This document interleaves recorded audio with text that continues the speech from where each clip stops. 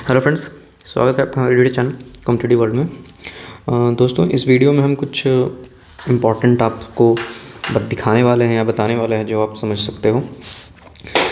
इसमें एक्चुअली हम लोग 2023 में जो CRE आपका हुआ था, और या ऐसे कह लो जो पहला CRE हुआ था, उसमें कितने वैकेंसीज़ थे, कितने फॉर्म अप्लाई हुए थे और कितने कैंडिडेट्स थे। हमने RTI डाला था, RTI से हमारा जवाब आया था। तो इसमें 2023 की डाटा के बारे में हम बात करने वाले हैं, क्योंकि 2024 में आपका फॉर्म का डेट एंड हो चुका है।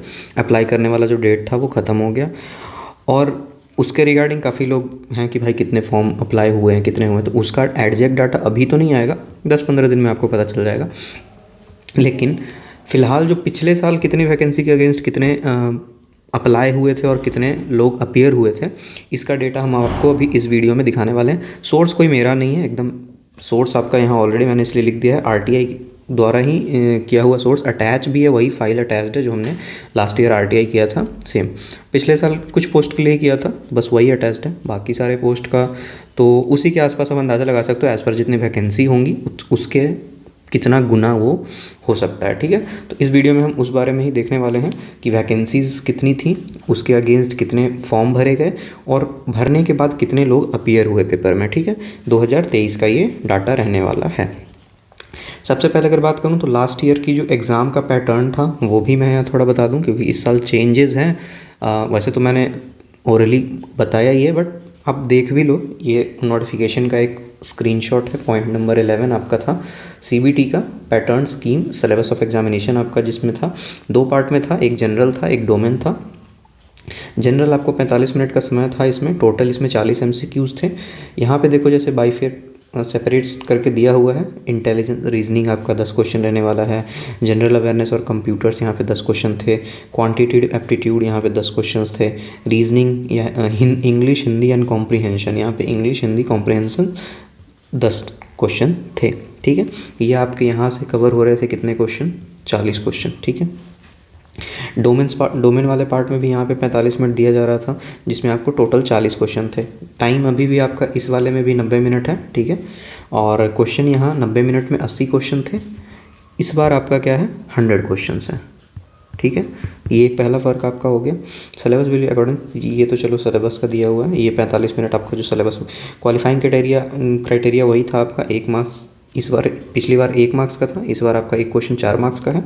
पिछली बार कोई भी नेगेटिव मार्किंग नहीं था। जो लोग, काफ़ी लोग बोल भी रहे थे कि नहीं था या होगा, आपको नहीं पता, तो ऐसा देख लो, साफ साफ था। पिछली बार नेगेटिव मार्किंग जैसे मैंने बताया था नहीं था। इस बार आपका नेगेटिव मार्किंग क्या है क्वालिफाइंग क्राइटेरिया ऑलमोस्ट सेम है, ऑलमोस्ट क्या सेम ही है।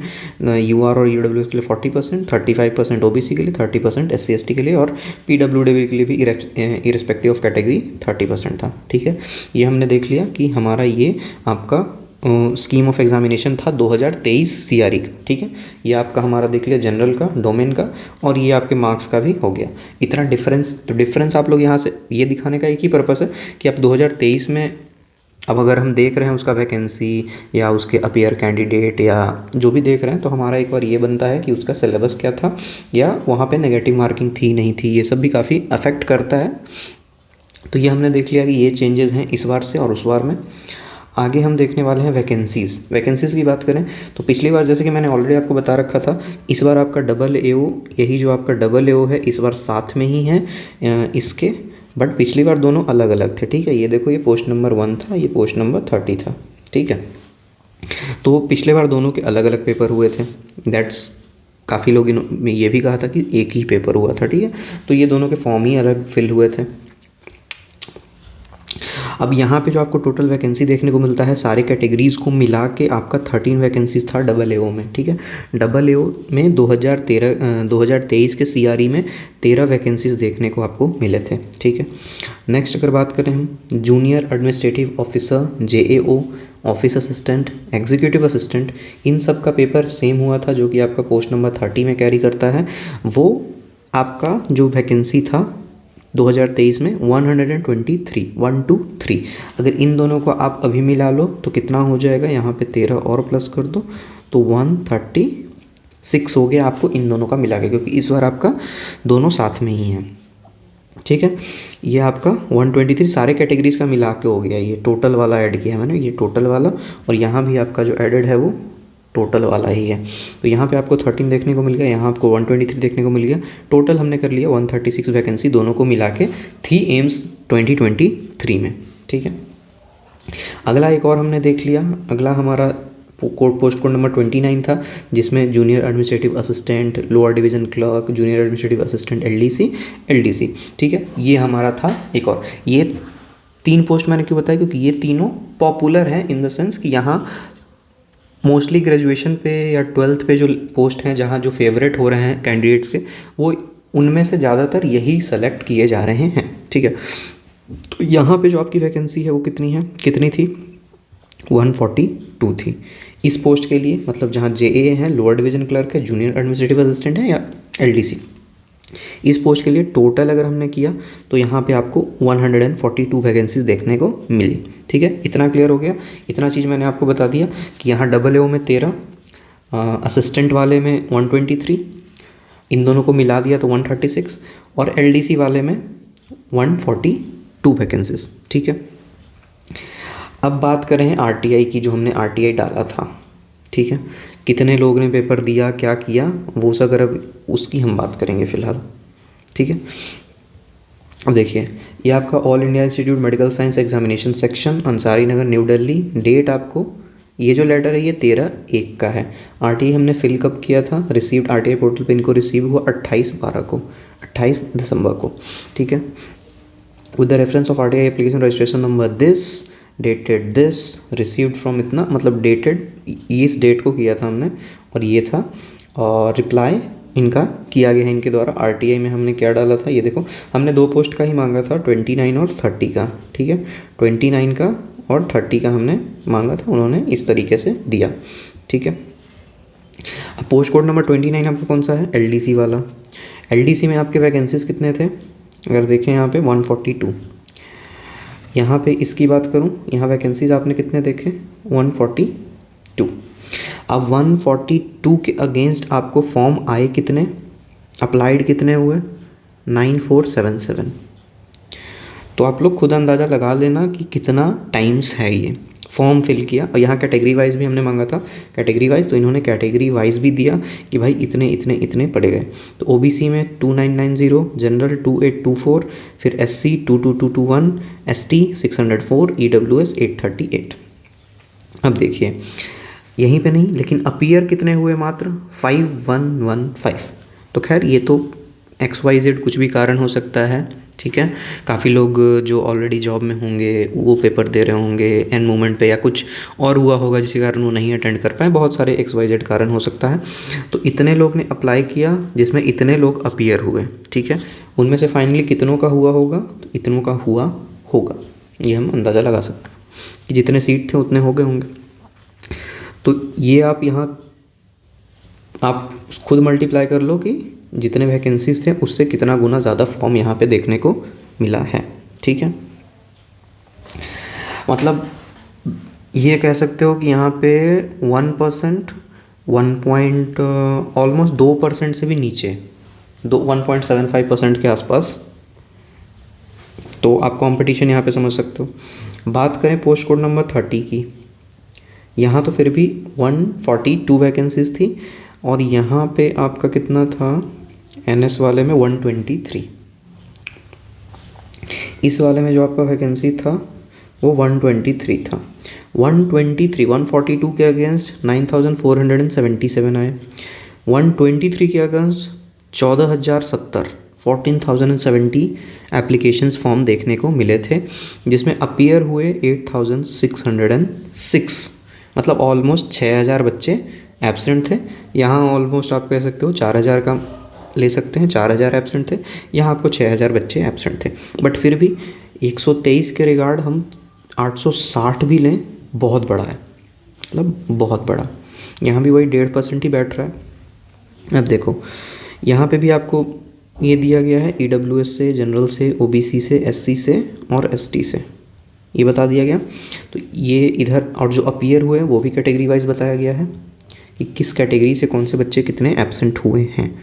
ठीक है, तो ये थी आपके 120 वैकेंसीज़ थी 2023 में और इसके अगेंस्ट फॉर्म डले थे 14,070 14,070 फॉर्म डले थे, जिसमें एब्सेंट का तो छोड़ ही दो, हम तो पहले फॉर्म का देख लें, एब्सेंट तो बात की बात है। तो इतना वैकेंसीज़ आपका देखने को मिला था, इतना फॉर्म आया था, ठीक है। ये तो आपका हो गया इस पोस्ट का। इस बार की बात कर लेते हैं हम, ये इस बार का है, ये 2024 की वैकेंसीज लिस्ट है, 2024 CRE का है ये। इसमें आप देखो ये वाला, यहाँ वैकेंसी आपका कितनी है 89, और इसमें पिछली बार तो 136 जा रहा था, AAO को ऐड करने के बाद कितना जा रहा था 136। इस बार आपका कम्युलेटिव है 89 वैकेंसीज़, तो वैकेंसीज़ भी कम है।